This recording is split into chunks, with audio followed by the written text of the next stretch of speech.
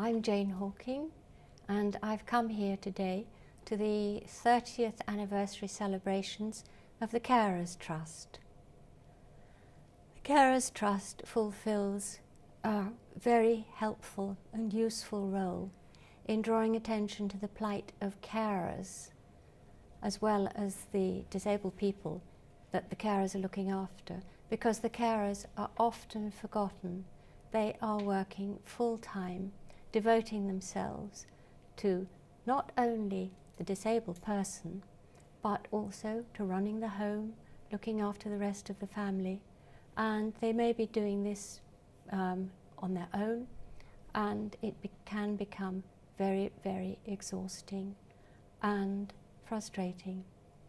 So I am asking the Carers Trust to look in to try and relieve the burden in certain specific ways. For instance, that counselling should be available for carers, that there should be somebody that they can talk to without feeling guilty, where they can unburden themselves. There should be regular respite care for carers, so that they don't become completely exhausted and ground down by the way of life that they are leading, and they are leading it through love. They're not being paid for looking after the disabled person in the family. They're doing it out of love and loyalty. I would also like to see much more caring help in the home, so that, for instance, if the disabled person needs feeding and there are other people who need looking after, like children, then at least at meal times there can be somebody who will come in and spoon feed the disabled person, possibly in the heart of the family, so that family meals can be social occasions. I think also that to help the disabled person, care should be arranged at times that suit them, not at times that are organised by the NHS.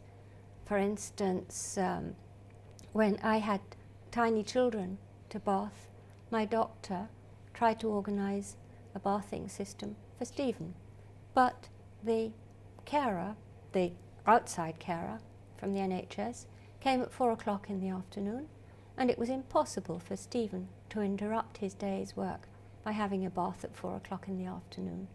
He was so intent on physics that an interruption to his day's work was dreadful for him. So I hope that the Carers Trust can implement some of these suggestions.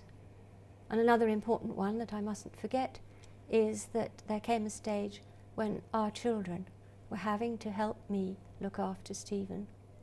And I'm appalled to find that in this day and age there are still 1 million children looking after a disabled parent in the United Kingdom. And I think that's a disgraceful reflection on our society.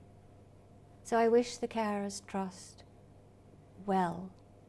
I think it's very valuable work that they do, and I hope that grants will still be forthcoming for them to continue with this major project of theirs. Way back in the 80s, Crossroads was just beginning and was not able to cope with our situation. If there had been an association like the Carers Trust available then, maybe I wouldn't have become so desperate that at times, had it not been for my children, I sometimes thought that I should throw myself in the river.